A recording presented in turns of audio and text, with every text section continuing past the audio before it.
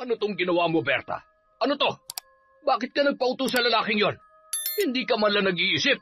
Simulat sa pool, silang dalawa naman talaga magkaibigan. Hindi ka man lang nagduda kung bakit bigla kanyang kinaibigan. At ngayon nakuha na niya ang gusto niya sa'yo. Ano na pala mo? Bakit mo pinamigay lahat ng perang naipundar mo? Paano na tayo niyan? Nasa kanila na naman ang huling halakhak. Tayo na naman ang magmumukhang kaawa-awa. Tay, patawad na po. Tama na. Hindi ko na po kaya. Nasasaktan na po ako. Masasaktan ka talaga dahil bobo ka. Bobo! Kababae mong tao, utu-utu ka? Nagpapagamit ka lang sa lalaking yon. Hindi ka nag-iisip. Wala kang kwenta. Tama na po, Tay. Aray ko po. Hindi ko naman po ginusto yung nangyari. Anong hindi ginusto? Nung inutu-utu ka niya, ni hindi mo man lang sinabi sa akin ang lahat ng pinag-usapan ninyo. Pati ang pagbigay mo ng pera. Ginusto mong lahat yon. Ginusto mo magpauto. Tama na po, Tay. Sobrang sakit na po. Lumayas ka rito sa harapan ko. Layas! Taon 2007, Zamboanga. Kahit maaga pa, buhay na ang bayan sa malalambing na ingay ng umaga. Tila hudyat ng panibagong araw sa probinsya. 6:00 pa lamang pero ramdam na ang kasiglahan ni Berta habang nakapwesto sa harap ng kanyang mga paninda. Sa kanyang harapan, isang malaking lamesa ang puno ng samut-saring kakanin, minatamis at iba pang putahe. Nakahanay ng maayos upang maakit ang mga dumaraan. Bagamat bihira pa ang mga mamimili ng oras na yon, alam ni Berta na mamayang tanghali daragsa ang kanyang mga suki. Kaya't hindi niya pa inilalabas ang iba niyang paninda. Ayaw niyang mawala ang lutong at sariwa nitong anyo bago pa man dumagsa ang mga tao. Habang abala sa pag-aayos, isang pamilyar na muka ang lumapit sa kanyang pwesto. Si Sandro, isa sa mga taga roon at isa rin sa matagal ng suki ng dalaga. Hi, Berta. Magandang umaga. Uy, Sandro, ang aga mo yata. Oo nga eh. Inutusan ako ni nanay na bumili ng pang-almusal. May bisita kasi kami. Sakto, bagong luto pa lahat yan. Mainit-init pa yung iba oh. Binalot ko na maayos para hindi agad lumamig. Ayos to, salamat. Teka, wala pa si Lucille? Wala pa eh. Siguro, na-late lang. Pero darating din yon. Ganun ba? Sayang naman. Nasa kanya kasi yung madalas kong binibili. Oo nga. Pero baka paparating na rin yon. Buti pa, hintayin mo na lang. Wag na. Pabili na lang nitong hopya tsaka buko pie. Sige. Eto na. Salamat ulit ha. Buti pa mamaya dumaan ka ulit. Sigurado nandito na yon. Sige, titingnan ko. Salamat, Berta ha. Ingat ka, Sandro. Pagkatapos makabili ni Sandro, malungkot niyang pinagmasdan ang papalayong likuran nito. Gusto niyang pigilan ng lalaki kahit sa isang saglit lamang. Pero ano nga ba ang kanyang karapatan? Tindera lamang ang tingin sa kanya nito. Walang halaga at walang puwang sa puso ng lalaki. Matagal niya nang itinatagong lihim ang damdamin niya para kay Sandro, pero mula noon kay Lucille na lagi nakapako ang mga mata ng lalaki. Laging si Lucille ang kanyang hinahanap. Paano ba namang hindi? Bukod sa maganda, si Lucille din ang pinakamahigpit niyang kakumpetensya sa pagtitinda. Madalas silang mag-agawan ng suki at customer at sa karamihan ng pagkakataon, si Lucille ang mas nananaig. Mas marami itong benta, mas maraming lumalapit dito at mas maraming gustong mapansin ito. Pero hindi lamang yon ang dahilan ng kanilang hindi pagkakasundo. Matagal nang may alitan ang kanilang mga pamilya. Mga dekada nang hindi nagkakaayos at tila namana lang nila ang galit ng kanilang mga magulang.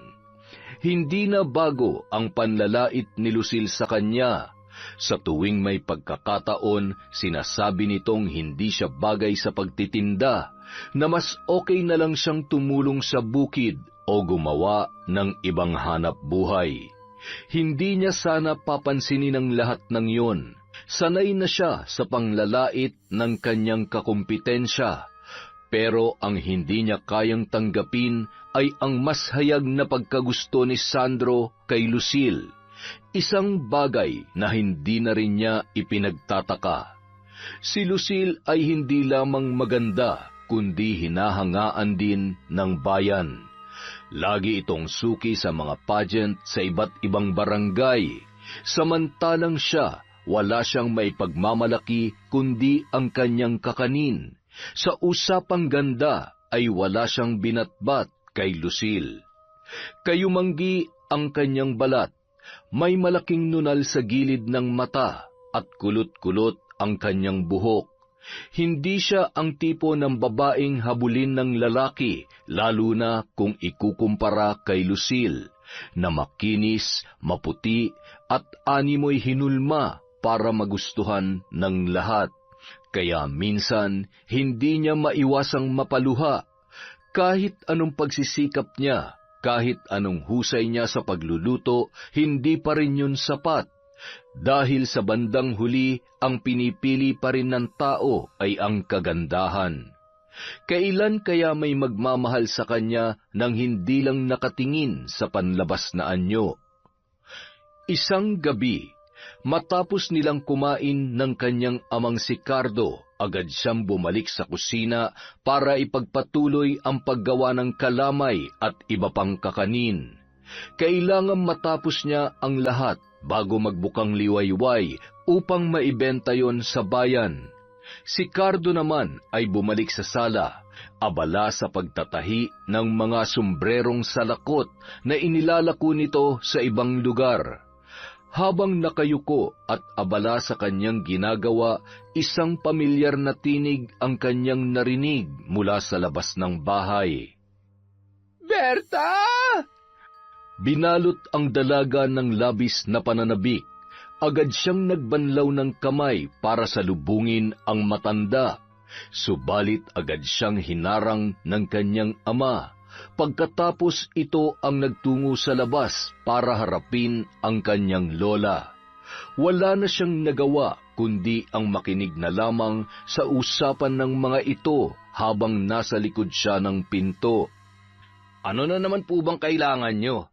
Galing ako sa bayan kanina. Binilhan ko ng pasalubong ang apo ko. Matagal ko na siyang hindi nakikita.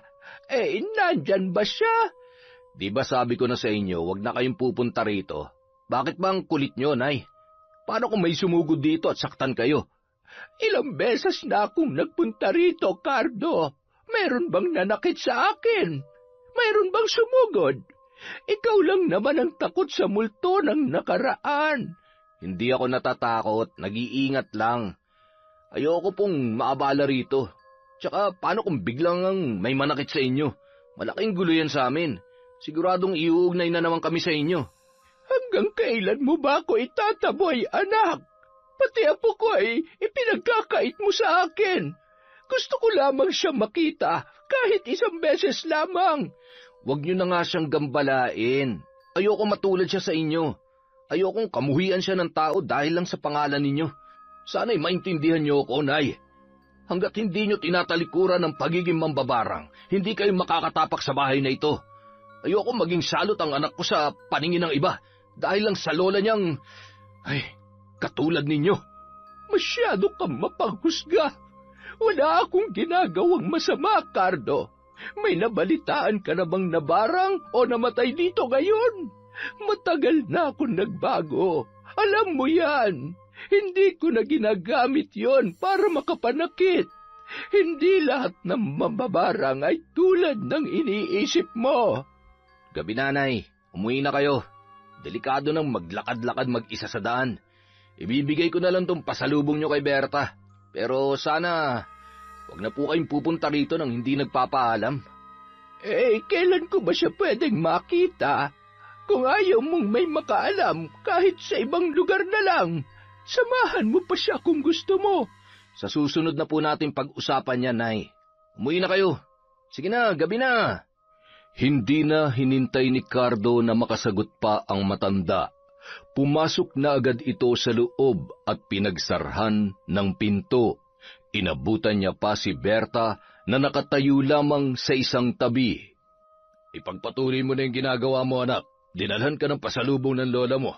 Kunin mo na lang mamaya sa kwarto. Sige na.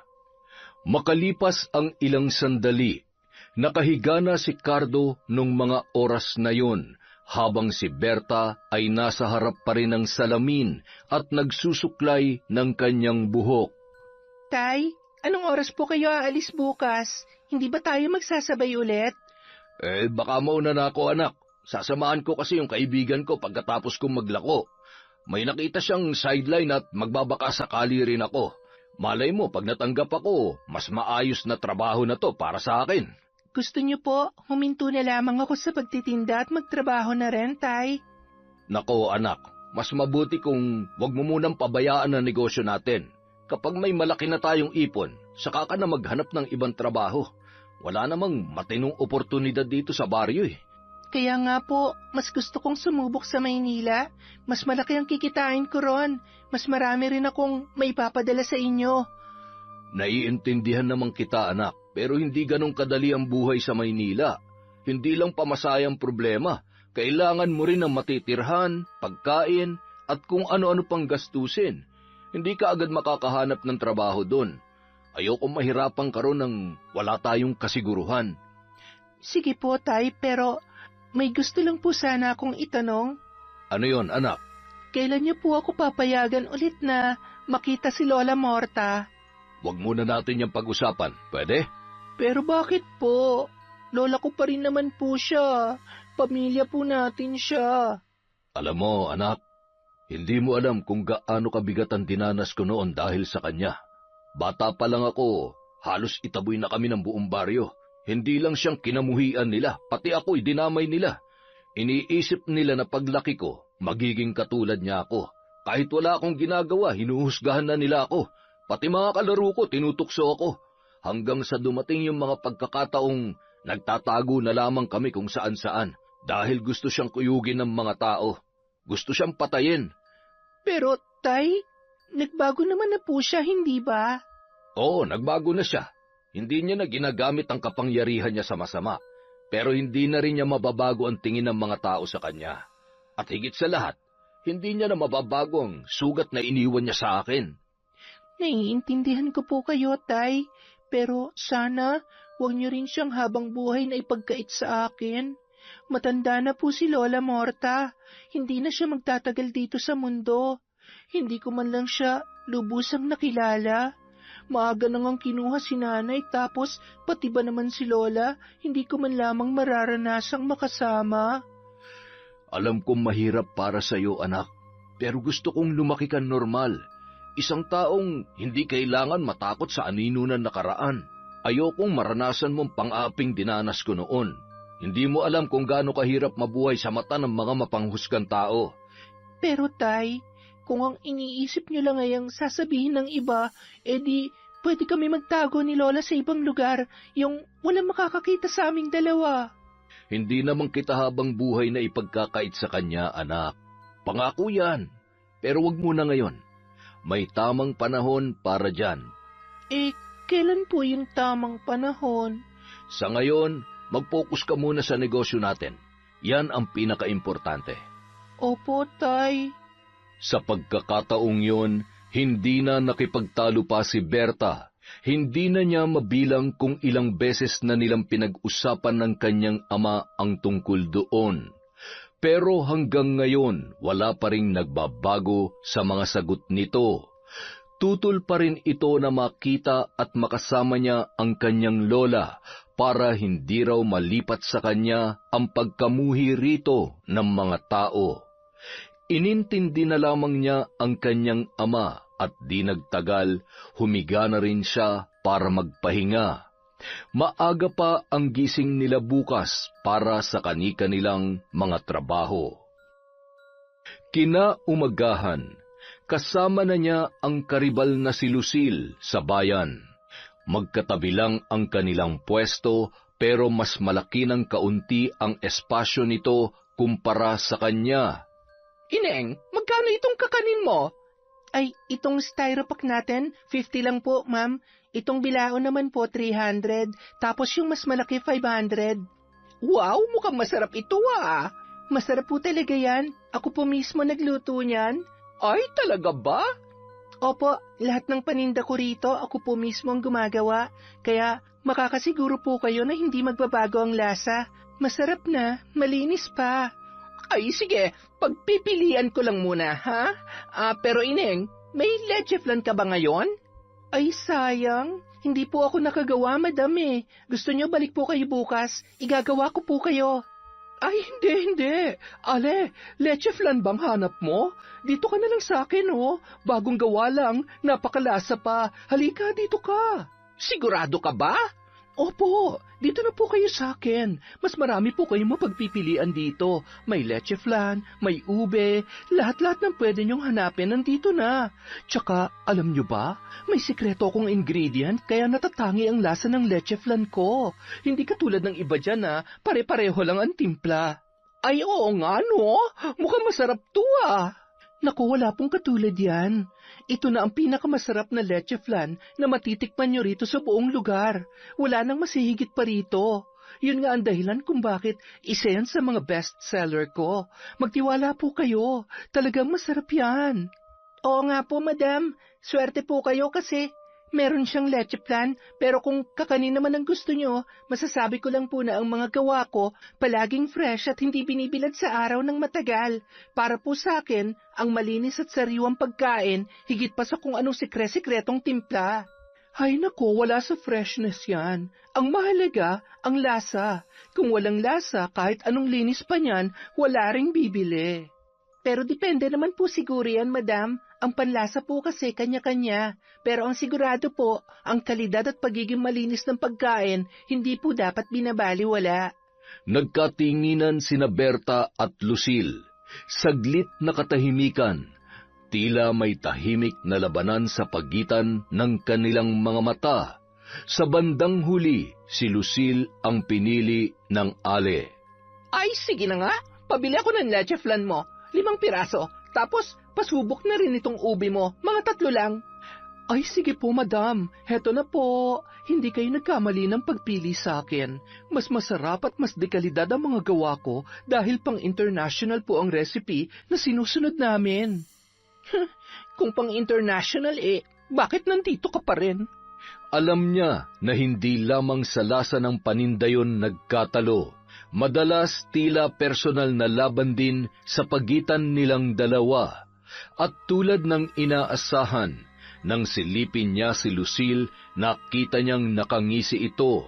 Isang mapanghamong ngiti, puno ng panunuya na parang sinasabing wala kang binatbat sa akin. Napayuko na lamang si Berta, pinigilang kumulo ang kanyang dugo. Pero kahit anong pagpipigil, ramdam niya ang kirot sa kanyang dibdib. Pagsapit ng gabi, kasama niyang nakaupo ang kanyang ama sa harap ng lamesa. Binibilang ang kanyang pinagbentahan nung araw na yun. Tahimik lamang silang dalawa, pero dama niya ang bigat ng gabi. At ng realidad na kahit anong pagsisikap niya, palaging mayroong humahadlang sa kanya. Tay, mahina po ang benta ngayon. Pasensya na po ha. Ayos lang yon anak. Ganyan talaga ang negosyo. Minsan malakas, minsan mahina. Ang mahalaga, hindi ka susuko. Si Lucille kasi nangagaw na naman ng customer kanina. Naiinis na talaga ako magkatabi kami ng pwesto. Kung may ibang lugar lang sana tayo malilipatan, hindi ko na siya makakasama araw-araw. Ang hilig niyang manghila pa babae. Huwag mo na lang siyang pansinin. Kapag inaway ka, huwag mong papatulan. Ang importante, mag-focus ka sa pagtitinda mo. May mga bibili pa rin naman sa'yo. At kung ako lang ang tatanungin, mas masarap naman talaga ang gawa mo. Hindi dahil sa anak kita, kundi dahil yun ang totoo. Kayo talaga, Tay. Pero salamat po ha. Kumusta naman po ang benta niyo sa mga sombrero at pamaypay? Ayun, medyo malakas. Maraming dayo kanina, kaya naubos lahat ng paninda ko. Buti naman po. Siguro kapag nakaipon tayo ng konti, Tay, gusto ko sanang makabili tayo ng padyak, yung may patungan sa likod, para madala kong paninda ko kahit saan at hindi ko na kailangang magtiis sa pwestong yun kasama si Lucille. Malas talaga yun sa negosyo eh. Hayaan mo anak, mag-iipon tayo para dyan. Basta ngayon, konting tiis lang muna. Tandaan mo, huwag kang magsisimula ng away. Hayaan mong siyang maunang gumawa ng mali.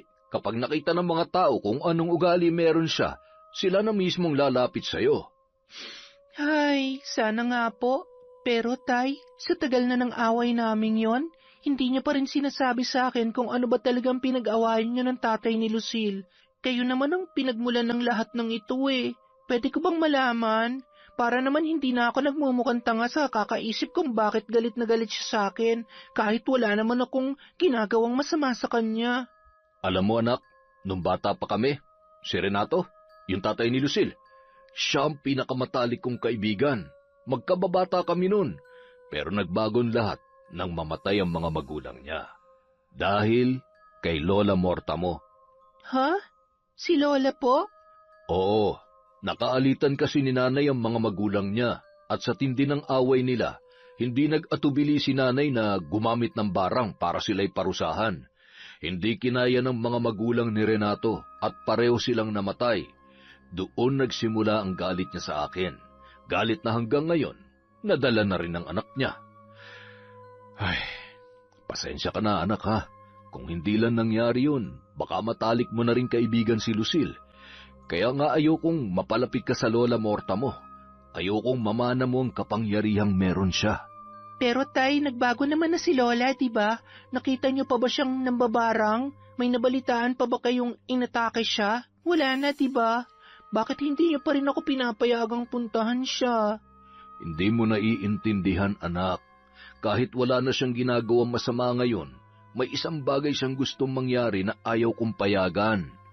Bilang isang mambabarang, kailangan niyang ipasa ang kapangyarihan niya bago siya mawala sa mundo. Matagal ng tradisyon yan. Ako na sarili niyang anak, tumanggi ako. Kaya ngayon, ikaw ang gusto niyang lapitan. Ikaw ang gusto niyang kumbinsihin. Pero hindi ko yun hahayaan. Gusto kong lumaki kang normal, yung walang itim na karunungan sa dugo mo. Sana ay maintindihan mo ko, anak. Naiintindihan ko naman po kayo, Tay. Pero kailan niyo po ako papayagan na makita si Lola? Kapag mahina na siya? Kapag hindi na niya tayo maalala? Tay, gusto ko lang siya makausap habang kaya niya pa. Habang hindi pa huli ang lahat. Sa susunod na lang natin pag-usapan yan, anak. Ang isipin mo ngayon, ang sarili mo. Ang kinabukasan mo. Sige po, Tay. Magpapahinga na po ako. Magdasal ka bago matulog, ha? Opo, Tay. Kinabukasan, balik muli sa dating gawi si Berta. Kasama uli niya sa tabi ang pwesto ni Lucille habang pareho silang abala sa pag-aasikaso sa kani-kanilang mga customer. Magkano itong bilao mo, Ineng? 300 po itong maliit, sir. Tapos 500 naman itong malaki. Ay, ganun ba? Wala na bang bawas yung 300? Kung gusto niyo po, sir, 280 na lang po. Ay, sige. Ay, sandali lang, Ineng, ha? Titingin lang ako sa kabila, tapos babalik ako agad dito. Sige lang po, wala pong problema. Lumipat ang matanda sa pwesto ni Lucille. Magkano po ito? 280 na lang po, sir. Presyong Divisoria. Talaga? May bawas pa ba? Siyempre po.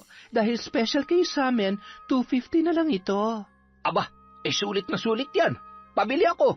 Naku, maraming salamat po, sir. Pero baka gusto niyo rin subukan tong bestseller namin na sapin-sapin. Dati tong 250, pero ibibigay ko na lang sa'yo ng 200. Ay, talaga ba? Ay, sige. Pabili rin ako dyan. Nice choice, sir. At kung gusto niyong bumalik, dito na lang kayo sa amin, ha? Lagi ko kayong bibigyan ng discount. Wow, ayos pala dito. Sige, salamat ha. Babalik ako, sigurado yan. Salamat din po, sir. Ingat. Habang pinagmamasdan ni Berta ang paalis na customer, bumigat ang kanyang dibdib. Isa na namang benta ang nawala sa kanya.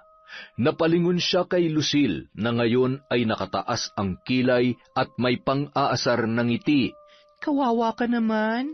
Kaninang umaga ka pa dyan pero bilang lang sa daliri ang bumibili sa'yo. Paano? Palagi ka nang aagaw ng customer. Lagi mo naman ginagawa sa akin to, di ba? Ano raw? Nangaagaw? Ulitin mo nga yun. Ako nangaagaw? Kailan? Saan? Nababaliw ka na, Berta. Nakita mo naman, di ba? Kusang lumapit si Manong rito. Hindi ko nga siya tinawag eh. Halos pareho lang naman tayo ng tinda. Alam mo na ang presyo ng bawat isa kaya sinadya mong babaan para sa'yo siya bumili. Pinalulugi mo lang ang tindahan nyo. Aba, ang kapal naman ng mukha mo magsalita ng ganyan. Para sa kaalaman mo, mas mura talagang paninda namin. Kasi may bago kaming supplier. Mas mura pero mas mataas ang kalidad. Kaya syempre, mas mababa na rin ang presyo namin. Hindi tulad nyo, kaya hindi ko nakasalanan kung ayaw na nilang bumili sa inyo. Kaya habang maaga pa, mag-isip ka na ng ibang pagkakakitaan. Hindi magtatagal magsasara na ang pwesto nyo. Sige na, ikaw na ang panalo. Ikaw naman palagi eh. Pero tandaan mo to, kahit kailan, hindi mo kami mapapasara. Di wow. Good luck na lang sa mahal mong paninda. Hindi na sumagot pa si Berta. Hinayaan na lamang niyang mang-asar si Lucille. Maya-maya pa, bigla itong umalis saglit sa pwesto. Kasabay noon, isang matandang babae ang lumapit sa kanya. Nagulat ang dalaga. Lola, bakit po kayo nandito? Kumusta ka na, apo ko? Pasensya ka na, ha? Hindi na kita nadadalaw. Alam mo namang hanggang ngayon ay galit pa rin sa akin ang tatay mo. Ayos lang po ako, Lola. Masaya po akong nakita kayo ulit dito, pero mukhang hindi rin kayo pwede magtagal dito, Lola. Tama ka. Baka may makakita pa sa akin. Pero, apo, inaaway ka ba ng babaeng yon? Yung katabi mo kanina. Si Lucille po? Matagal ko na kayong pinagmamasdan. Palagi kitang nakikita rito. Parang lagi kanyang inaapi. Pero, Lola, ayos lang po ako. Wala po akong balak na gumawa ng gulo. Gusto mo bang parusahan natin siya? Nako, wag po, Lola. Kapag may nangyari sa kanya, tayo agad ang pagbibintangan. Siguradong hindi rin magugustuhan ni tatay yon. Baka lalo lang niya akong ilayo sa inyo. Kapag inapi ka niya ulit, sabihin mo lamang sa akin, apo. Hindi na po kailangan, Lola. Ayoko po ng gulo. Ayoko pong bigyan ng dahilan si tatay para lalo niya kayong ilayo sa akin. Pero, salamat po sa pagdalaw, Lola. Sana sa susunod, makapag-usap tayo ng mas matagal. Magyayari yan, apo. Malapit na. Magtiwala ka lamang. Pag-uwi ni Berta, tahimik ang buong bahay. Wala pa rin ang kanyang ama. Mukhang gagabihin na naman yon sa trabaho. Napabuntong hininga na lamang siya at naupo sa may lamesa upang bilangin ang kinita niya ng araw na yon. Habang binubuklat ang mga papel at perang nalikom, unti-unting lumubog ang kanyang pakiramdam. Ni hindi umabot ng 1,000 ang kanyang benta. Ang daming nasayang na customer. Halos lahat ay inagaw sa kanya ni Lucille. Napayuko na lamang ang dalaga, mahigpit na pinisil ang sariling palad. Ramdam niya ang panggigipit ng mundo. Para bang siya ay sinasakal ng kawalang pag-asa. Unti-unting naggilid ang kanyang mga luha at napatanong sa kanyang isipan, hanggang kailan pa siya magtitiis? Kung sino pa ang lumalaban ng patas ay sila pa ang nilalamangan. Samantala, sa liblib na bahagi ng baryo, sa isang kubo na napapalibutan ng matataas na damo at nagkakandahulog na dahon ng puno, isang matandang babae ang nakaluhod sa harap ng malaking kawa. Hawak-hawak ang 2 malaking insekto, mga kulisap na halos kasinlaki ng hinlalaki ng tao. Mahigpit ang pagkakakapit niya sa mga ito at sa kanilang maliliit na katawan may nakataling piraso ng papel. Sa mga papel na yun, mayroong nakasulat na pangalan, isang babae at isang lalaki. Nagsimula siyang bumulong ng mga salita na hindi dapat marinig ng sinuman. Isinasagawa ang ritual dahil sa pangitaing dumapo sa kanya nung nakaraang gabi, isang babala na hindi niya maaaring ipagwalang bahala. Balang araw, magagamit ko rin ito. Kaya, Cardo, kahit ano pa ang gawin mo, hindi mo mapipigilan ang tadhana. Magkakasama kami ni Berta at magagamit namin itong dalawa. Hindi ko rin ginusto ito, pero ito ang nakatakda sa kanyang kapalaran. Dito babagsak ang lahat sa huli. Samantala, habang patuloy na dinadagsa ng mga tao ang pwesto ni Lucille, tahimik naman na nagpapaypay si Berta sa kanyang tindahan. Pinipilit niyang iwasang tanawin ang kanyang karibal para hindi na lamang masira ang kanyang araw. Alam na niya ang magiging eksena. Mas maraming lalapit kay Lucille, mas marami ang bibili. Wala namang bago. Ganito naman palagi ang sitwasyon sa araw-araw na kanilang buhay. Hanggang sa may biglang lumapit kay Berta, isang matangkad na lalaki, maputi, disente ang pananamit at halatang dayuhan sa lugar. May dala itong malaking kamera na nakasukbit sa leeg, pero higit sa lahat, matipuno at magandang lalaki. Napakunot na lamang ng noo si Berta.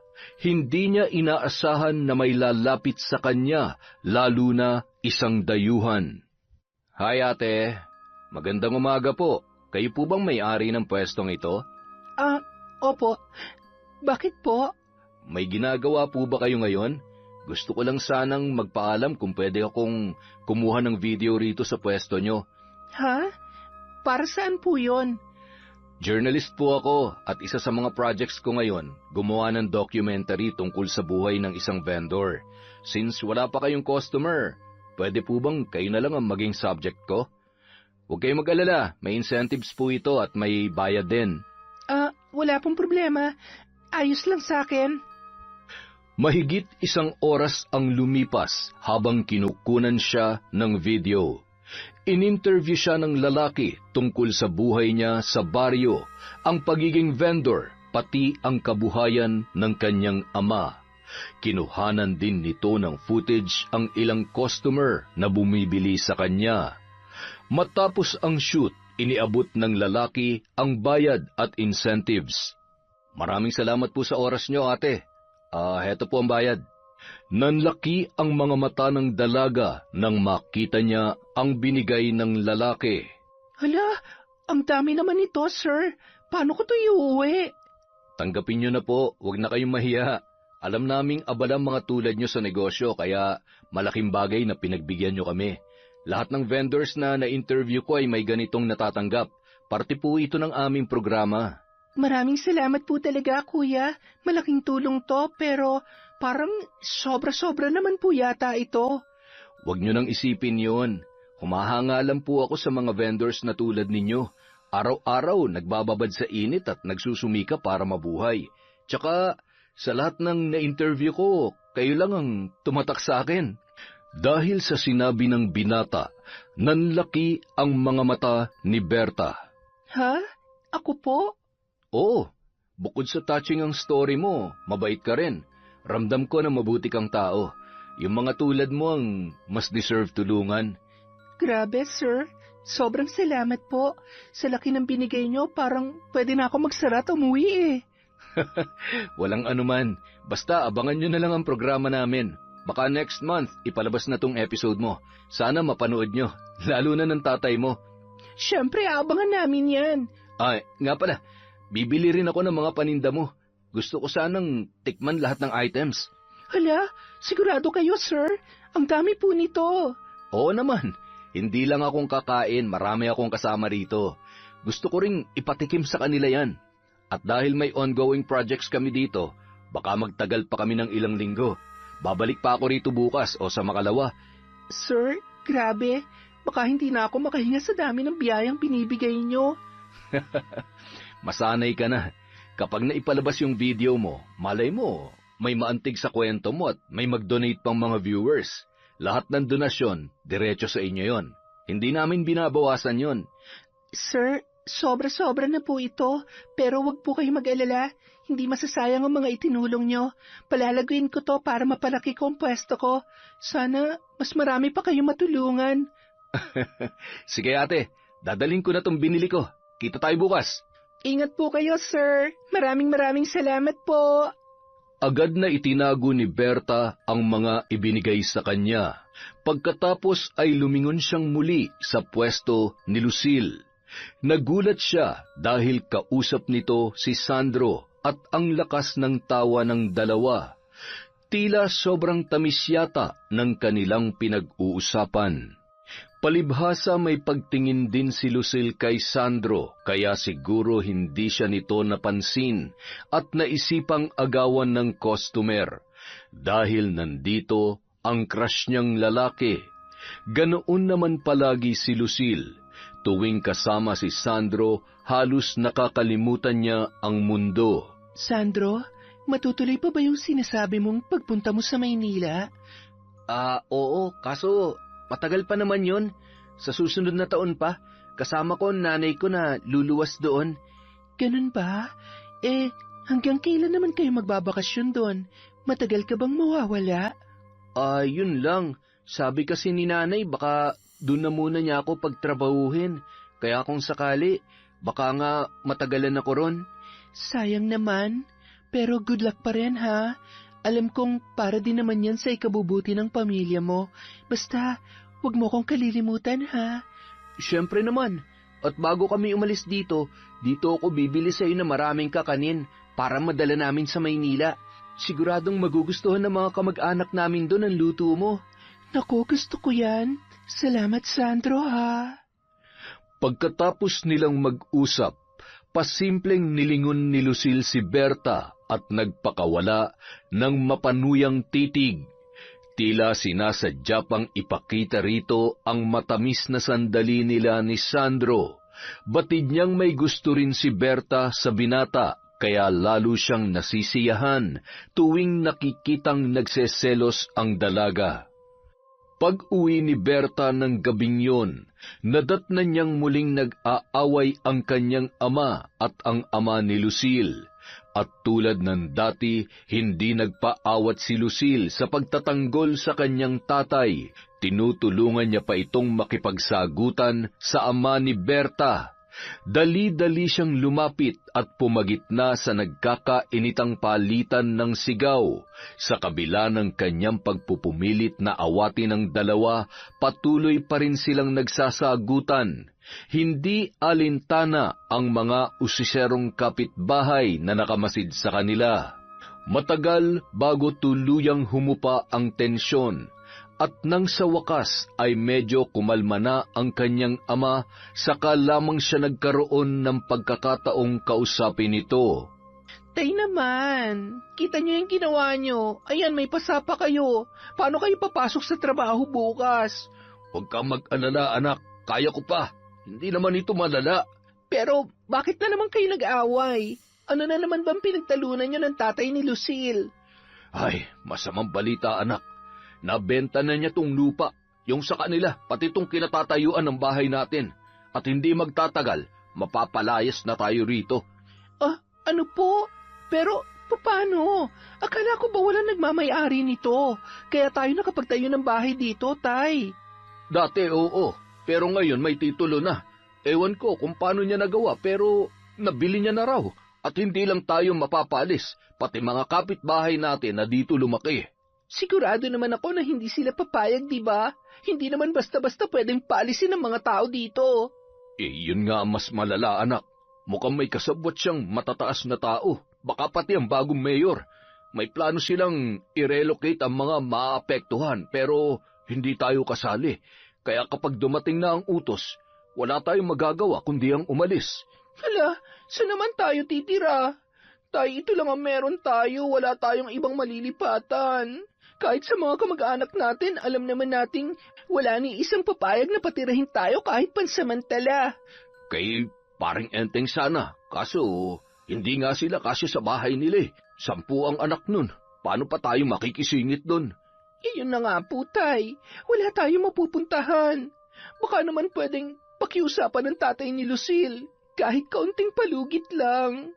Sinubukan ko na. Yan nga ang dahilan kung bakit nagkasagutan kami, nagkasakitan pa. 1 linggo lang ang ibinigay nila. Pagkatapos nun ay gigibain na raw nila tong bahay natin. Grabe naman sila. Pero Tay, pwede naman tayong lumipat kay Lola, di ba? Hindi na natin kailangan maghanap ng matutuluyan. Wag na wag mong iisipin yan. Alam kong matutuwa ang lola mo kapag nalaman niyang ganito ang sitwasyon natin. Kasi yan naman talaga ang gusto niya, yung mapalapit ka sa kanya. Tay naman, yun pa bang iisipin niyo sa ganitong sitwasyon? 1 linggo na lang tayo rito. Ano bang mas pipiliin niyo? Ang tumira sa lansangan o ang humingi ng tulong kay Lola? Basta, gagawa ko ng paraan, Berta. Huwag mong ipilit yan. At higit sa lahat, hinding-hindi tayo titira sa lola mo. Hinding-hindi ko hahayaang mapalapit ka sa isang mambabarang. Pero Tay... Wala ng pero-pero. Tapos lang usapan.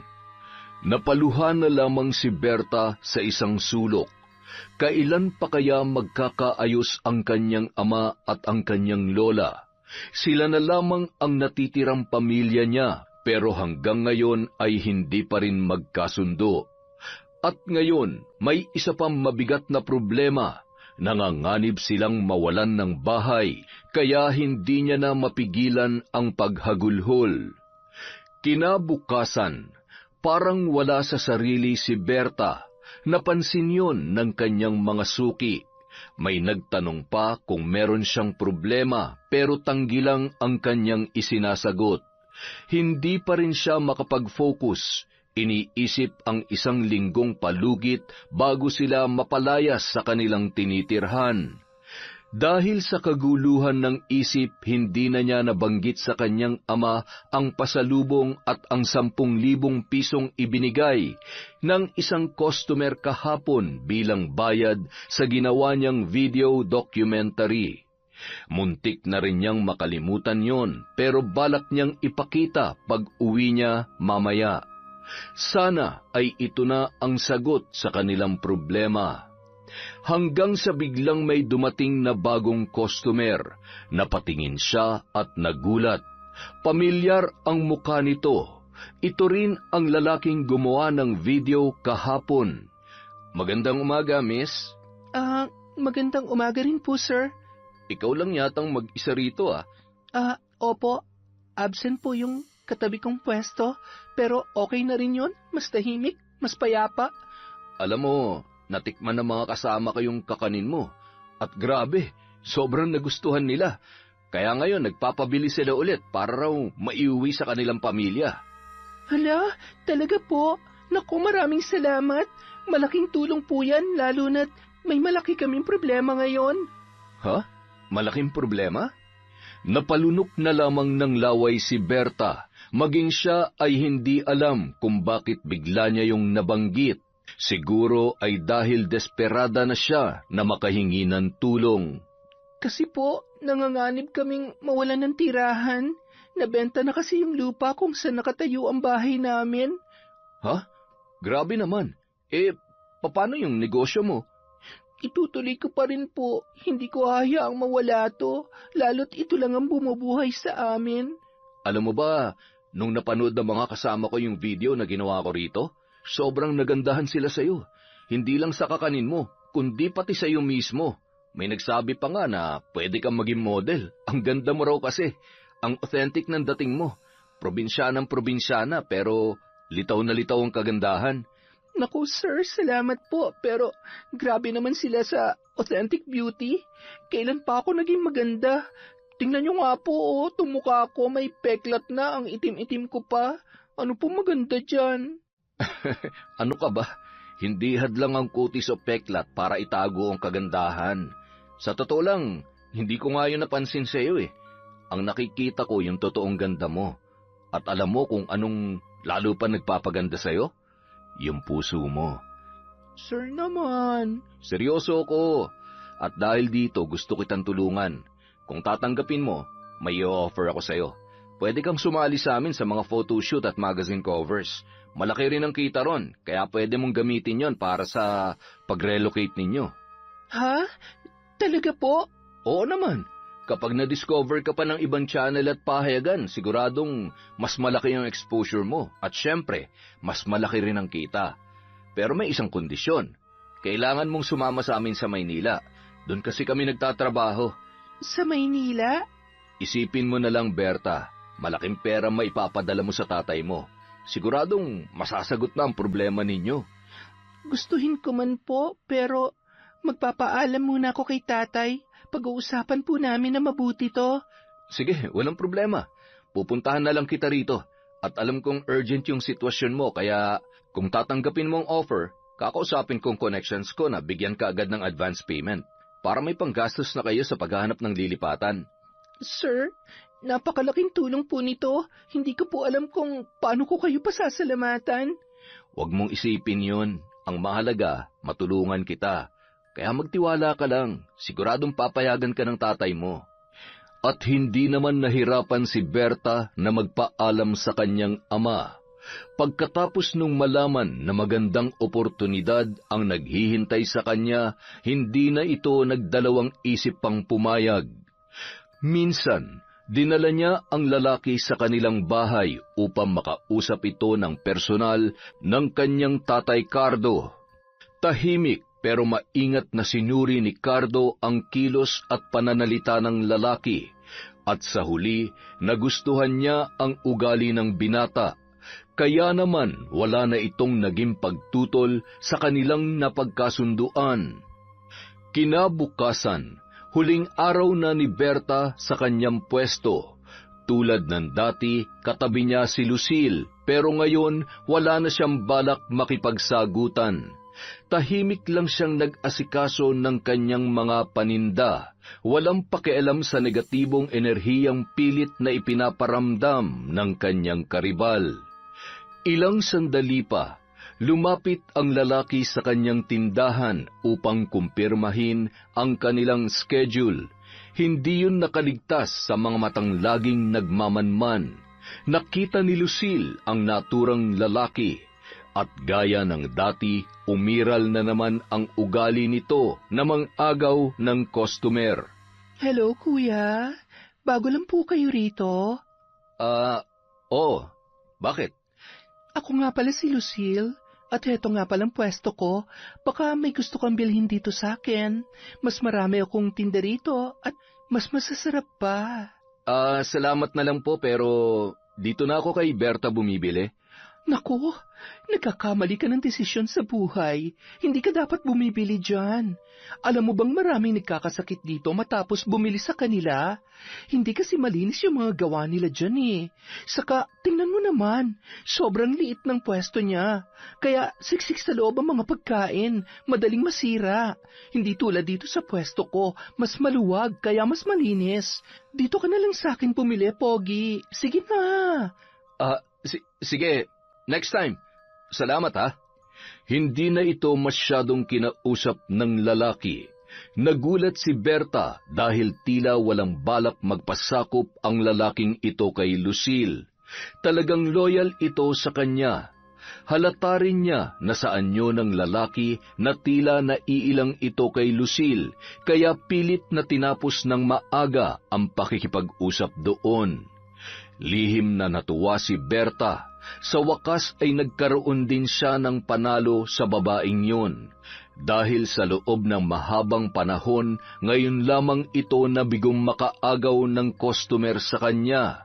Kaya tulad ng dati, nakalukot na naman ang mukha nito habang masama ang titig kay Berta. Kinabukasan, naghanda na sina Berta sa pagluwas sa Maynila. Kabado siya pero masaya. Habang nasa biyahe, walang tigil sa pananalangin ang dalaga. Makalipas ang 6 na buwan, naging maganda na ang buhay ni Berta sa Maynila. Nagtagumpay siya sa karerang kanyang pinasok bilang modelo, cover ng mga magazine at endorser ng ilang mga produkto. Hindi siya makapaniwala na kahit ganoon ang kanyang itsura, mayroon pa ring makakagusto sa kanya. At paglipas pa ng ilang buwan, nagpaalam siya sa kumpanya para magbakasyon. Nang sa gayon ay makasama niya panandalian ang kanyang ama. Tuwang-tuwa naman ito nang siya ay muling makita. Uy, anak, Berta, hala, bakit hindi ka nagsabi na uuwi ka? Di sana nakapag-arkila ko ng jeep para nasundo kita. Ano pa kayo, Tay? Hindi na kailangan. Saka sinadya ko talagang hindi magsabi sa inyo. Gusto ko kayong sorpresahin. Medyo naligaw pa nga ako eh. Nahirapan akong hanapin tong bagong address na binigay niyo sa akin. Ay nako, ikaw talaga. O sige, halika, pasok ka rito. Wow! Ito na ba yung bagong bahay natin, Tay? Oo anak, ginamit ko yung perang binigay mo sa akin dati para makapag-down ng deposit dito. Ito na yung pinakamalaking apartment na nahanap ko. Magkano naman po ang renta dito, Tay? Nasa 5,000 anak. Sobrang mahal naman po. Bakit hindi niyo sinabi sa akin nung nasa Maynila pa ako? Para sana nadagdagan ko yung ipinapadala ko sa inyo. Siyempre, ayokong ibigay mo sa akin lahat ng kinikita mo. Gusto ko magkaroon ka rin ng pera para sa sarili mo.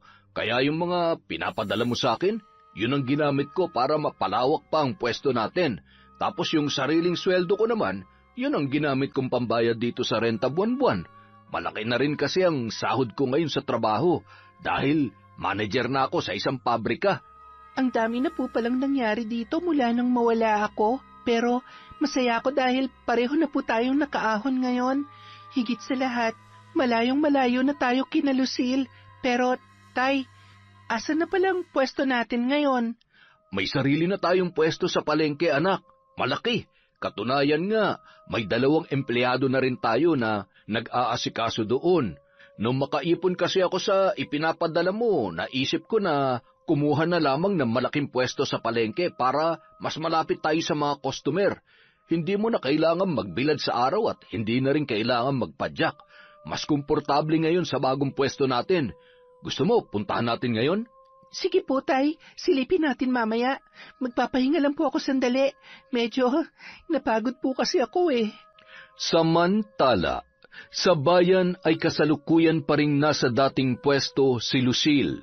Walang nagbago sa kanilang buhay bukod sa napalawak na nila ang kanilang bahay dahil sa lupa na nabili ng kanyang ama. Pero pagdating sa kanyang negosyo, wala pa rin yung pagbabago. Nandoon pa rin si Lucille. Hindi naman bumagsak pero hindi rin umuunlad.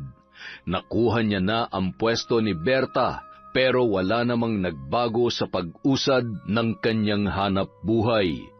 Maya-maya, may isang kakilala na lumapit sa kanya. Uy, Lucille, nakita mo na ba si Berta?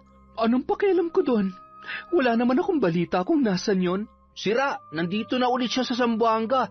Alam mo ba, may malaking pwesto na sila sa palengke. Ha? Ano ka mo? Oo, may sarili na silang pwesto sa palengke, sobrang laki. Kaya pala, wala na siya dyan kasi nag-level up na yung tindahan nila. Grabe ang inunlad niya. Hindi makapaniwala si Lucille sa kanyang narinig. Sa sobrang pagbabaga ng emosyon, hindi na siya nakasagot pa. Nagtataka siya kung paano umangat ng ganoon si Berta. Kaya naman, kinabukasan, naisipan niyang silipin sa palengke sa kabilang bayan ang tinutukoy ng kanyang kakilala. Nagulat siya nang makita ang napakalaking pwesto ng mga yun. Bukod sa mas dumami ang mga paninda, mas marami na rin ang kanilang customer. Para siyang lalamunin ng lupa sa labis na pagkainggit at si Berta naman nakita niya itong kasalukuyang inaasikaso ang mga namimili kasama ang ama niyang si Cardo. Ang laki ng pinagbago ni Berta, kaya naman lalo siyang nilamon ng pagkainggit. Kailan ka pa nakaahon ng ganyan sa buhay? Walang hiya ka, Berta. Hindi ako papayag na umangat ka. Kami dapat ang umangat ng ganito, hindi kayo. Isang araw, Habang abalang nag-aasikaso si Berta sa kanilang pwesto, natanaw niya ang isang pamilyar na panauhin. Laking gulat niya dahil si Sandro yon. Mas gwapo na ito ngayon at mas disente na rin ang pananamit. Sandro, ikaw ba yan? Oo, ako nga. Kumusta na, Berta? Hindi ko akalaing ganito na pala kalaki ang pwesto nyo ngayon. Natutuwa ako para sa inyo. Salamat, pero ikaw, kumusta ka naman? Heto, masasabi kong nakakaangat na rin. Gaya mo, sa Maynila na rin ako nagtatrabaho ngayon. Nagbabakasyon lang din ako ng ilang linggo rito, pero babalik din ako kaagad. Ganoon ba? Akala ko ba sa susunod na taon pa kayo luluwas ng Maynila ng nanay mo? Yun ang narinig ko sa ibang tao. Yun naman talagang plano nung una. Kaya lang, tumawag kasi yung tito ko't nagbukas daw sila ng restaurant. Dahil alam nilang magaling akong magluto at nakapag-aral ng culinary, ako na lang ang kinuha nilang cook doon. Sila na rin ang gumastos para sa akin, kaya napadali ang pagpunta ko ron. Ah, kaya pala. Kumusta naman kayo ni Lucille? Wala na akong masyadong balita sa kanya eh. Ang alam ko lang, hanggang ngayon nagtitinda pa rin siya sa bayan natin. Hindi na rin kami masyadong nag-uusap. Ewan ko, pero mula nung umasenso ko, parang nagbago na rin ang mindset ko. Ayoko nang nakikisama sa mga katulad ni Lucille na puro negatibo na lang ang ikinakahalat. Ang gusto ko, mapaligiran ako ng mga tao na may kaparehong mindset gaya ko. Kaya, pasensya ka na kung hindi kita masyadong napapansin noon. Pasensya na rin kung minsan sinasakyan ko si Lucille tuwing inaasar ka. Hay, ano ka ba? Huwag mong isipin yon. Matagal ko nang kinalimutan yon. Ang mahalaga, pareho ng maayos ang buhay natin ngayon. Tama ka nga naman sa sinabi mo. Dapat umiwas na tayo sa mga maling tao. Yung mga nais humila sa atin pababa. Kaya natutuwa ako dahil nagbago ka na rin. Ay, siya nga pala. Bibili sana ako ng sandusenang leche flan at ube. May handaan kasi kami ngayon dahil birthday ng pinsang ko. Tapos, bibili na rin ako ng puto at mga kakanin na paborito ko. Nako, salamat ha. Dahil dito mo naisipang bumili sa amin. Gusto ko rin kasi makabawi sa'yo. Kaya sana simula ngayon, ituring mo na rin akong tunay mong kaibigan. Aba, oo naman. Kahit kailan hindi naman naging masama ang tingin ko sa iyo eh. Kaibigan pa rin kita. Maraming salamat, Sandro ha. Nang mga sumunod na araw, nagkaroon ng mahabang oras sina Berta at Sandro na makapag-usap. Sa tanang buhay niya, ngayon lang niya nakausap ng ganoon kahaba ang lalaki. Malaki na nga talaga ang pinagbago nito. Katulad niya, negosyo na rin ang laging nasa utak ni Sandro. Bukod sa pagiging cook, may isang business din akong minamanage dun sa Maynila. Kaya ilang linggo lang ang bakasyon ko rito dahil kailangan ko rin bumalik agad doon. Hindi ka ba nahihirapan? Dala-dalawa yung tinatrabaho mo. Ang hirap din kaya mag-manage ng isang malaking business, tapos nagluluto ka pa sa isang malaking restaurant. Syempre, mahirap. Wala naman trabahong madali eh. Pero ang kaibahan lang kasi rito, pareho kong gusto yung ginagawa ko. Pareho ko na-e-enjoy. Bukod kasi sa hilig ko na talagang pagluluto, pangarap ko rin na magtayo ng business. Kaya tuwing ginagawa ko yon, pakiramdam ko, hindi naman ako nagtatrabaho. Parang naglilibang lang ako. Kung sa bagay, may punto ka dyan. Ako naman, gusto ko rin naman ang ginagawa kong pagluluto at paggawa ng iba't ibang kakanin. Pero hindi rin ito yung gusto kong gawin sa pangmatagalan. Sa ngayon, model at endorser ako sa Maynila. Na-enjoy ko yon, pero hindi ako sigurado kung yun ba talaga ang gusto ko para sa buhay ko eh. Parang nasa exploration stage pa lang ako ngayon, kung saan hinahanap ko pa lang yung sarili ko. Okay din naman yan. Bata pa naman tayo eh. Tsaka may kanya-kanya rin naman tayong timeline, kaya hindi rin natin kailangan madaliin ang mga sarili natin. Ang mahalaga, gusto natin lahat ng ginagawa natin, kaya kahit mahirap, parang hindi rin to nagiging pagsubok sa atin. Isang araw, bago umalis si Sandro ay nakipagkita siyang muli kay Berta. Sa pagkakataong yun, namasyal sila sa dalampasigan at para doon na rin magpahangin. Paano ba yan? Bukas babalik ka na ulit sa Maynila. Ako naman sa susunod na buwan pa. Marami pa kasing trabaho sa tindahan. Mga kailangan naming asikasuhin ni tatay. Nga pala, Berta, bago ko makalimutan, may gusto sana akong ialok sa'yo. Tutal, pareho naman tayong nasa business industry ngayon. Sige, ano ba yon? Gusto sana kitang yayain na mamuhunan sa negosyo ko. Yung pakakawalan mong pera, magiging doble rito. Ang kagandahan dito sa amin, 2 linggo lang ang hihintayin. Hindi kagaya sa iba, 1 buwan at mahigit. Ano, gusto mo ba? Teka, ano ba yung business na yan? Hindi ko pa kasi alam yan eh. Alam mo namang wala pa akong alam pagdating sa ganyang linya ng negosyo. Meron kasi akong networking business. Ito yung magpapasok ka ng pera para lumago at dumoble. Wala kang ibang gagawin habang naghihintay. Kahit umupo ka lang, lalaki talagang pera mo. Marami na nga sa mga members ko ang lalo pang yumaman dahil dito eh. At saka, dahil nag-uumpisa ka pa lang, pwede mong i-invest dito sa amin lahat ng perang meron ka ngayon. Nang sa ganun, hindi mo na kailangan bumalik pa sa Maynila para magpakapagod. Sa loob lang ng 2 linggo, magiging doble na yung halaga ng pera mo. Isipin mo na lang kung gaano kalaki maitutulong nun sa buhay nyo ng tatay mo, di ba? Pati na rin sa tindahan nyo. Ano? Sali ka? Talaga ba? Sige, okay lang. Isali mo ako. Sa tingin ko, magandang solusyon din yan para hindi ko na kailanganing lumayo kay tatay. Nako, tama yung desisyon mong yan. Sinasabi ko sa'yo, lahat na naging miyembro ko, naging instant millionaire dahil dito. Walang biro. Kahit wala pang gaanong alam sa ganung bagay si Berta, hindi na siya nagdalawang isip na sumali sa networking na sinasabi ng kanyang kaibigan. Bukod kasi sa nais niyang makapagbigay ng mas malaki sa kanyang ama, gusto rin niyang mapalapit palalo kay Sandro, lalo na't matagal na siyang may pagtingin sa binata. At kahit noong mga panahong silusil pa ang kasakasama nito, hindi nawala ang kanyang nararamdaman para sa lalaki.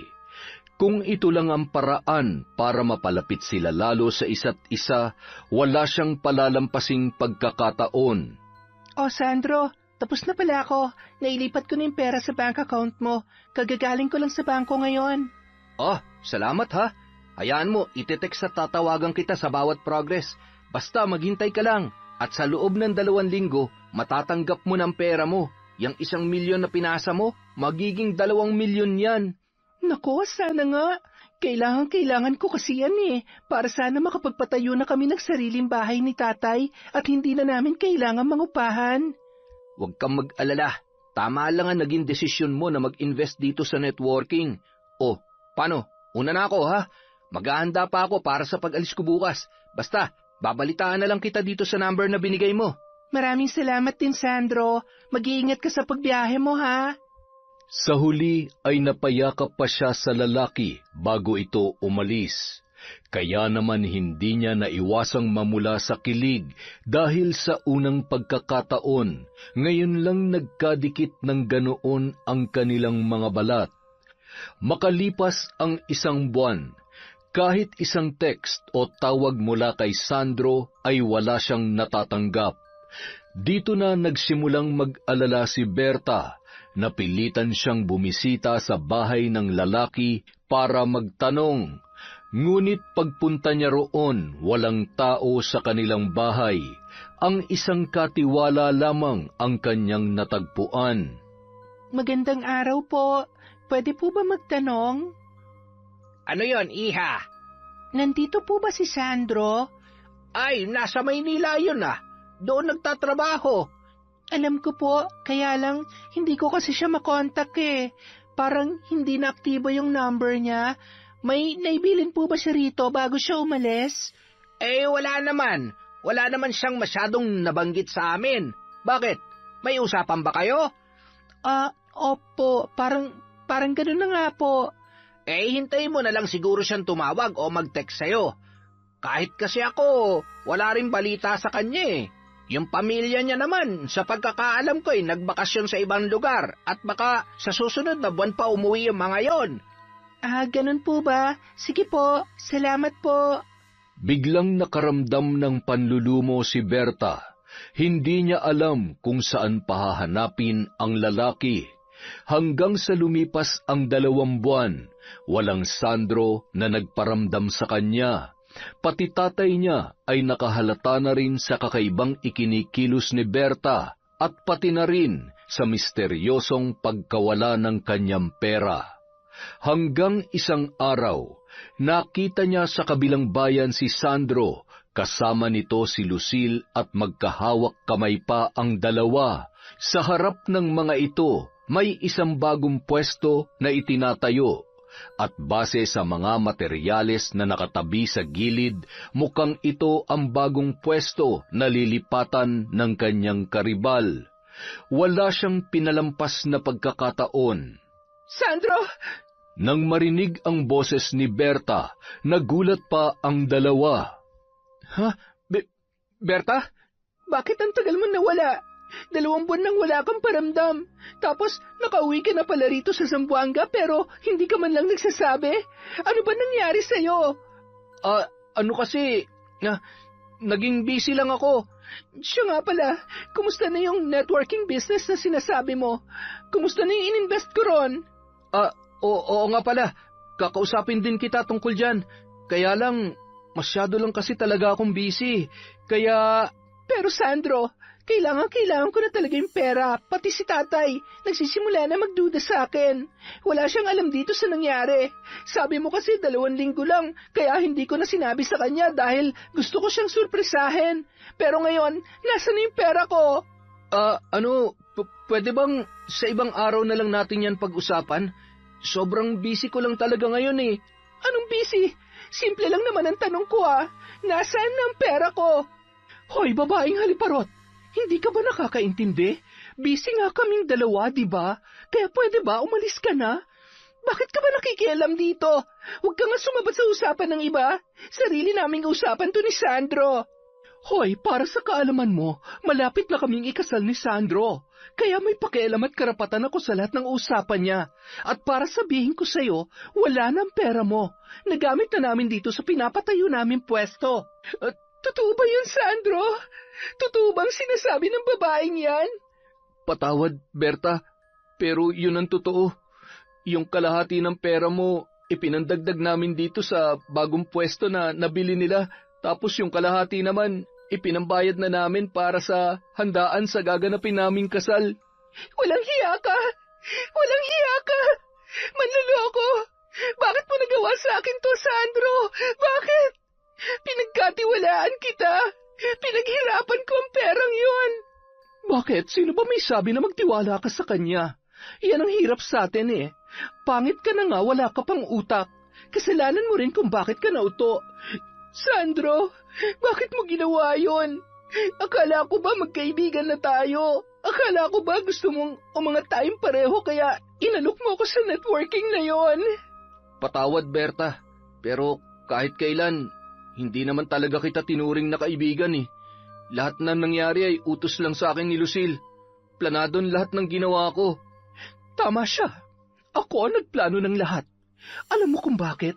Dahil ayoko makita kang umangat. Hinding-hindi ako papayag na umangat sa buhay ang isang apo na mambabarang na pumatay sa mga magulang ng tatay ko. Ang dapat sa mga tulad mo, habang buhay na naghihirap dito sa lupa. Kung tutuusin, kulang pa nga yan sa ginawa niyo sa mga magulang ng tatay ko eh. Sa'yo, pera lang ang nawala. Pero sa buhay ng tatay ko, mga magulang niya nawala dahil sa lola mong salot. Kaya wala kang karapatang magalit sa amin. Kami ang may karapatang magalit at maningil sa inyo. Tandaan mo yan, babaeng hampas lupa. Hindi na nakapagsalita pa si Berta. Sa labit na sakit ay napahagulgol na lamang siya sa kaniyugyog ang katawan ni Sandro. Mabilis na umawat si Lucille at nagpakawala ng malakas na sampal. Sa lakas ng tama noon, natumba si Berta sa daan at namula ang pisngi. Umuwing luhaan ang dalaga. Hindi na rin niya naitago sa kanyang ama ang nangyari. Kaya pati ito ay nagalit na rin sa kanyang anak. Ano tong ginawa mo, Berta? Ano to? Bakit ka nagpauto sa lalaking yon? Hindi ka man lang nag-iisip. Simulat sa pulsilang dalawa naman talaga magkaibigan. Hindi ka man lang nagduda kung bakit bigla ka niyang kinaibigan? At ngayon nakuha na niyang gusto niya sa'yo. Ano na pala mo? Bakit mo pinamigay lahat ng perang naipundar mo? Paano na tayo niyan?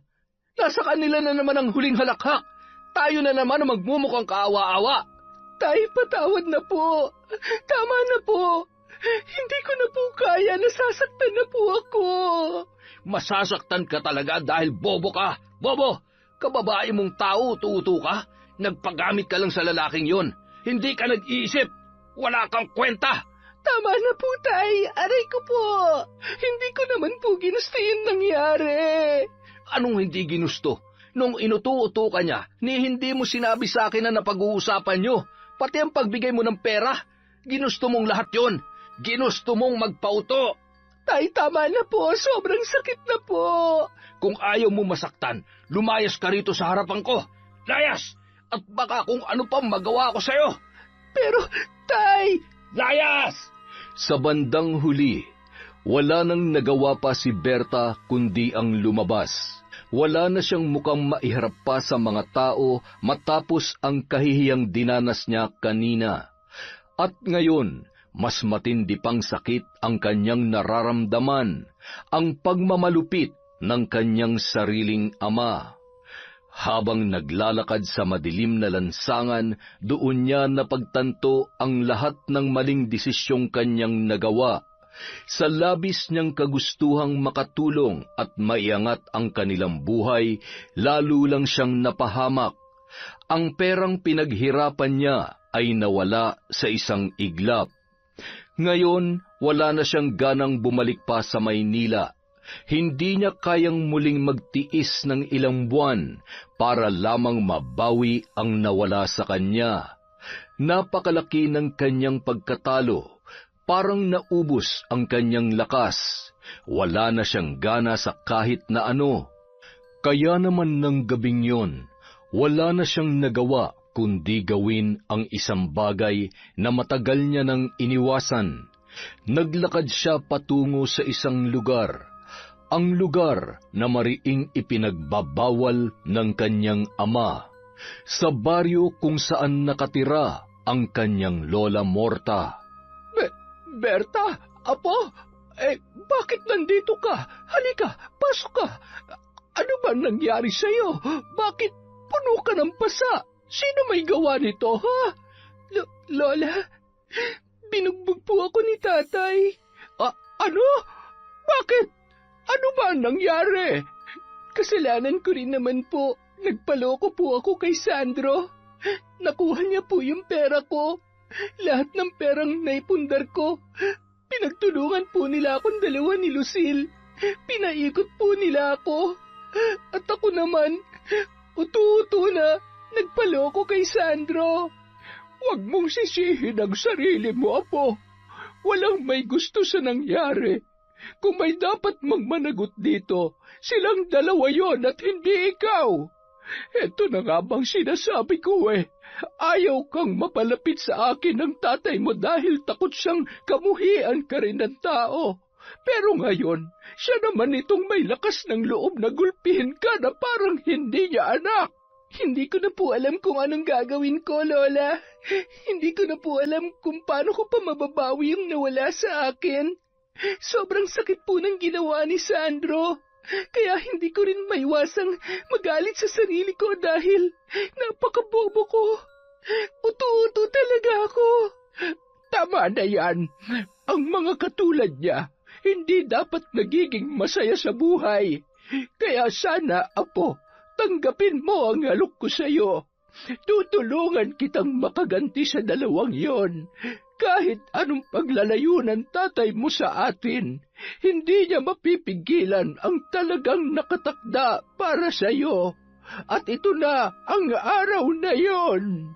Dahil na rin sa labis na kawalan ng pag-asa, napilitan ng umanib si Berta kay Lola Morta. Pumayag na rin siya na maituro nito sa kanya ang karunungang itim upang magamit yon laban kina Sandro at Lucille. Kaya naman, ng gabing yon, sabay nilang isinagawa ang ritual. Siya ang gumawa ng proseso na itinuro naman ng kanyang lola. Itong gagawin natin ay hindi para patayin sina Sandro at Lucille. Ito ay para ipakita sa kanila kung gaano kalaking pagkakamali ang ginawa nila sa panloloko sa iyo. Ang parusang ito ang magbabago sa kanila para sila mismo ang lumapit sa iyo at humingi ng tawad. Kahit gaano pa kataas ang tingin nila sa kanilang sarili, hindi nila kakayanin ang tindi ng parusang ito. Kayo na po ang bahala, Lola. Bago tayo magsimula, samahan mo kung iusal ang sagradong mga panalangin. At dali-dali na nga yung isinagawa ng maglola. Ngayon, simulan mo na, Apo. Una, sindihan mo ang mga kandila sa paligid natin.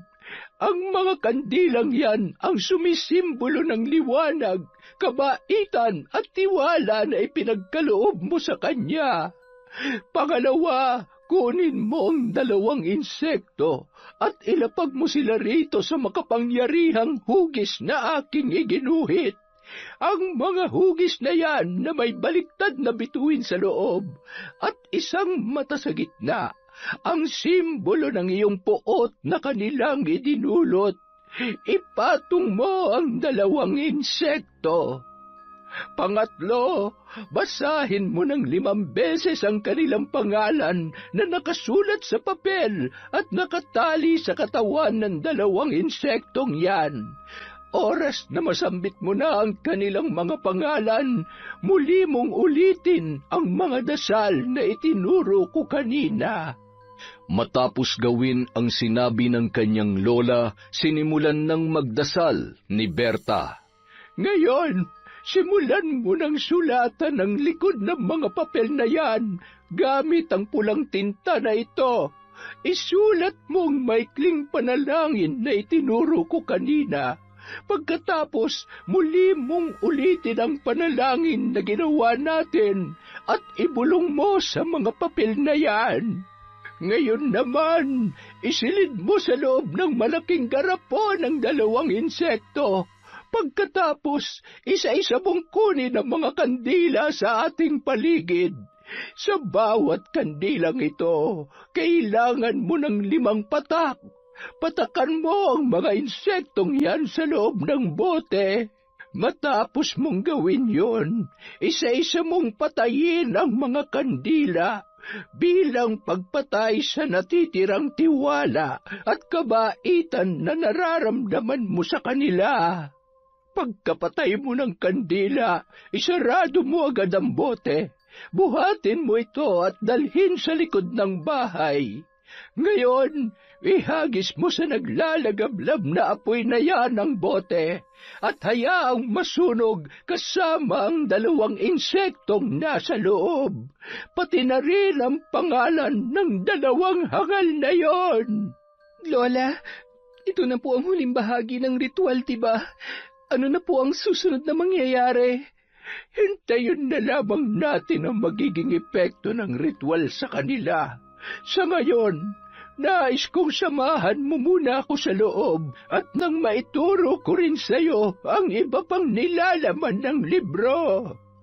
Makalipas ang 1 buwan, nagulat sina Berta at Lola Morta nang makitang kumakatok si Cardo sa harap ng kanilang pintuan. Si Lola Morta ang lumapit dito at nagbukas. Bahagyang nanlaki ang mga mata ni Cardo nang masilayan ang 2. Anong kailangan mo? Bakit ka nagpunta rito? Nandito ako para sunduin ang anak ko. Uuwi na kami sa bahay namin. Tinaboy mo siya, hindi ba? Pinalayas mo na siya. Huwag kang umasa na babalik pa siya sa'yo. Pero akong tatay niya. Sa huli sa akin pa rin siya pupunta. Lalo na kapag nawala ka na. Hindi ka na magtatagal dito sa mundo para maalagaan pa siya ng matagal. Hayaan mong siyang magdesisyon kung kanino niya gustong manatili ngayon. Tama na po. Huwag na po kayo mag-away. Buo na po ang desisyon ko, Tay. Dito muna ako kay Lola pansamantala. Gusto ko po makasama siya ng matagal-tagal dahil matagal ko na rin hinihintay ang pagkakataong ito. Pero, anak, ayokong mahawahan ka niya ng kapangyarihan niya. Ayokong maging mambabarang ka. Mali po kayo, Tay. Hindi niyo po pwedeng pigilan na nakatakda sa akin. Kailangan din kita makausap, anak. Alam kong kayo ng lola mo ng barang kina Lucille at dun sa mapapangasawa niya na nanloko sa'yo. Alam mo ba, lumapit sa akin ang tatay niya. Nakiusap siya. Gusto niyang alisin niyo na ang sumpang ipinataw sa kanilang dalawa. Hirap na ang kalagayan nila ngayon. Handa na silang magpakumbaba sa atin. Hindi po biro ang ginawa nila sa akin. Oo, nauto ako. Naloko ako. Pero hindi ko po kasalanan yon. Kung may dapat mang sisihin dito, sila po yon. Dahil sila ang nanloko. Sana nun palang naisip nyo na to bago nyo ako naisipang bugbugin. Inaamin ko, nagkamali ako noon. Masyado lang ako nadala sa bugso ng damdamin ko. Pero pinagsisisihan ko na yon, anak. Kaya sana, pakinggan mo ang tatay mo. Bawiin mo na ang sumpang binigay mo sa kanila. Hirap na sila. Alam mo bang nangyari sa kanila? Parang nasunog ang kanilang mga katawan sa tindi ng mga sugat. Nabakbak na rin lahat ng mga balat nila at ngayon, umaalingaso ang baho ng kanilang dugo at laman dahil sa patuloy na pagkabulok. Buhay pa sila pero naaagnas na ang kanilang katawan. Ganoong katindi ang pinagdaraanan nila ngayon. Handa nang humingi ng tawad at magpakumbaba ang kanyang ama, pati na rin si Lucille. Kaya sana, huwag ka na magpalamon sa galit. Ayoko magkaroon ka ng matinding kasalanan sa Diyos dahil sa ginagawa mo. Diyos lang ang may karapatang magparusa sa mga nagkakasala, anak. Hindi tayong mga tao. Gaano kayo nakakasiguro na nagsisisi na nga talaga sila at hindi lang nila tayo pinapaikot gaya ng dati? Ilang sandali pa, nagulat sina Berta at Lola Morta dahil bigla ring dumating ang tatay ni Lucille. Kasama pala ito ni Cardo at ito naman ngayon ang lumuhod sa kanilang harapan. Berta, Nanay Morta, heta na yung perang ninakaw sa inyo ng nobyo ng anak kong si Lucille. 1,000,000 ito. Hindi ba't ito yung halaga na nakuha nila sa'yo? Pinagsikapan namin itong mabuo para lamang maibalik sa inyo. Sana'y mapatawad mo kami, lalo na ang anak ko. Gusto kong makipag-ayos sa inyo. Gusto kong tapusin ang matagal na alitang namamagitan sa ating pamilya. Ayoko na ng gulo. Ayaw na namin ng gulo. Nagmamakaawa ako sa iyo, Berta. Ako na ang humihingi ng tawad at ibinababa ang aking sarili. Pagalingin mo lamang ang anak ko. Ibalik mo siya sa dati, parang awa mo na. Napaiyak na lamang si Berta sa sumunod na mga tagpo. Sa huli, muli silang nagsagawa ng ritual ng kanyang lola para bawiin ang malubhang sakit na ipinataw nila sa dalawa. Pagkatapos ay tinanggap na rin nila ang perang isinauli ng ama nito. Nabawi na nila ang 1,000,000 at ng araw ding yun, nagkaayos na ang ama ni Lucille at si Cardo at pinilit na nilang kalimutan ang mapapait nilang nakaraan. Isang araw, naisipan ni Berta na dumalaw sa simbahan para humingi ng tawad sa Diyos. Alam niyang mali rin ang kanyang ginawa na pagbibigay ng sumpa sa mga taong nagkasala sa kanya. Ipagpaumanhin niyo po, Panginoon, kung pilit kong inilagay ang batas sa aking kamay. Isa po itong malaking pagkakamali na hindi ko nauulitin pa. Nagkausap na rin po kami ng lola ko. Hinding-hindi ko na rin po gagamitin ang karunungang itim na itinuro niya sa akin. Magbabagong buhay na rin po ako at patuloy na magsusumikap para sa tatay ko at sa kinabukasan ko. Sana po ay mapatawad niyo ako. Pagkatapos niyang magdasal, nagulat na lamang siya nang makasalubong sina Sandro at Lucille sa labas ng simbahan. Nakauniforme ang mga ito. Nanumbalik na rin ang dati nilang mga anyo at sigla. Wala na ang bakas ng barang sa kanilang dalawa. Berta, buti at nakita kita rito. Magandang araw, Berta. Nagulat na lamang ang dalaga dahil yumakap ang mga ito sa kanya. Mabuti na lang at nakita tayo. Gusto ko lang sanang humingi ng tawad sa lahat ng nagawa ko sa iyo, sa mga panghihila ko sa'yo pababa, pati na rin sa panlolokong ginawa namin ni Sandro sa'yo. Alam kong may kasalanan ng pamilya mo sa amin pero mali rin ang ginawa namin. Pare-pareho lang tayong may mali rito. Kaya sa halip na maghilahan pababa at maggantihan, sana maayos pa rin natin to at makapagpatuloy sa ating buhay na walang samaan ng loob. Tama siya, Berta. Napagtanto rin namin na hindi biro yung nagawa ko sa'yo. Pinagsamantalahan ko yung kahinaan mo. Sana mapatawad mo rin ako. At salamat nga pala dahil binawi mo yung sumpang binigay mo sa amin. Akala talaga namin noon mamamatay na kami. Kahit hindi mo na kami kausapin, sana tanggapin mo pa rin ang paghingi namin ng paumanhin sa'yo. Magbabagong buhay na kami ni Lucille. Kaya nga, nandito kami ngayon sa simbahan. Isa kami sa mga volunteer para kahit papano, makabawi man lang din kami sa Diyos dahil sa mga kasalanang nagawa namin. Tama yung ginagawa nyo. Ipagpatuloy nyo lang yan. Huwag kayo mag-alala. Napatawad ko na kayo. Kalimutan na natin ang lahat na nangyari. Maraming salamat, Berta. Maraming salamat. Sa puntong yun, doon na naramdaman ni Berta ang tunay na kapayapaan at kaluwagan ng loob. Ramdam niya na tila napatawad na rin sila ng Diyos sa lahat ng mga maling desisyon na nagawa nila sa kanilang buhay. Yun! Ang ganda na naman ng kwento natin. Maraming salamat po uli sa pagtsatsaga sa mga kwento sa Kwentong Enteng. Sa susunod na po uli ang shoutout natin, mag-iipon lang po tayo, maglilista ng mga isa-shoutout. Maraming salamat po mula sa Kwentong Enteng.